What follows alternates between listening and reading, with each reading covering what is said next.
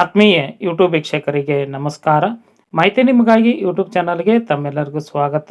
ಇದೊಂದು ಪ್ರಚಲಿತ ಘಟನೆಯ ಮಾಹಿತಿ. ಸ್ಪರ್ಧಾತ್ಮಕ ಪರೀಕ್ಷೆಗಳನ್ನು ಎದುರಿಸುವಂತಹ ಅಭ್ಯರ್ಥಿಗಳಿಗೆ ಸಾಮಾನ್ಯ ಜ್ಞಾನ ಪತ್ರಿಕೆಯಲ್ಲಿ ಇಂತಹ ಪ್ರಶ್ನೆಗಳು ಬಂದೇ ಬರುತ್ತಿದ್ದಾವು. ಇದರ ಕುರಿತಾದಂತಹ ಒಂದು ಪ್ರಶ್ನೆಯನ್ನ ತಮ್ಮ ಜೊತೆ ನಾನು ಹಂಚಿಕೊಳ್ತಾ ಇದ್ದೀನಿ. ಜಾರ್ಖಂಡ್ ರಾಜ್ಯದಲ್ಲಿ ಸುಮಾರು 32 ಬುಡಕಟ್ಟು ಗುಂಪುಗಳನ್ನು ಹೊಂದಿದ್ದು, ಇದರಲ್ಲಿ ಎಷ್ಟು ಬುಡಕಟ್ಟು ಗುಂಪುಗಳು ಪರ್ಮಿಟಿವ್ ಟ್ರೈಬಲ್ ಗ್ರೂಪ್ ಎಂದು ಪರಿಗಣಿಸಲ್ಪಟ್ಟಿವೆ? A 4, B 8, C 6, D 5.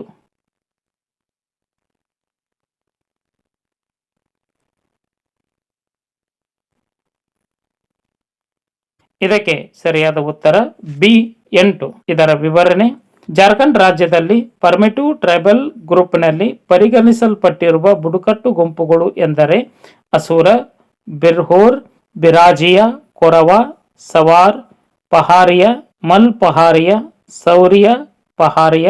ಈ ಗುಂಪುಗಳನ್ನು 15 ನವೆಂಬರ್ 2000 ಬಿಹಾರದಿಂದ ಪ್ರತ್ಯೇಕಿಸಲ್ಪಟ್ಟಿದ್ದು ಜಾರ್ಖಂಡ್ ರಾಜ್ಯವು ಸ್ಥಾಪನೆ ಆಯಿತು. ಈ ರಾಜ್ಯದ ರಾಜಧಾನಿ ರಾಂಚಿ. ಜಾರ್ಖಂಡ್ನ ಮಾಜಿ ಮುಖ್ಯಮಂತ್ರಿ ಚಂಪೈ ಸೊರೆನ್ ಹೊಸ ಪಕ್ಷ ಸ್ಥಾಪನೆ ಕುರಿತು ಹೇಳಿಕೆ ನೀಡಿದ್ದಾರೆ.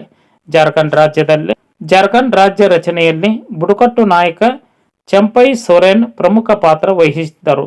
ಇವರನ್ನು ಜಾರ್ಖಂಡ್ ರಾಜ್ಯದ ಹುಲಿ ಎಂದೇ ಕರೆಯಲಾಗುತ್ತದೆ. ಈ ಒಂದು ಮಾಹಿತಿ ತಮಗೆ ಹೇಗೆ ಅನಿಸ್ತು ಅನ್ನೋದನ್ನ ಕಮೆಂಟ್ ಮೂಲಕವಾಗಿ ತಿಳಿಸಬಹುದಾಗಿತ್ತು. ಮತ್ತಷ್ಟು ಮಾಹಿತಿಗಳೊಂದಿಗೆ ತಮ್ಮನ್ನ ಭೇಟಿ ಆಗ್ತಾ ಇದ್ದೀನಿ. ಎಲ್ಲರಿಗೂ ಧನ್ಯವಾದಗಳು.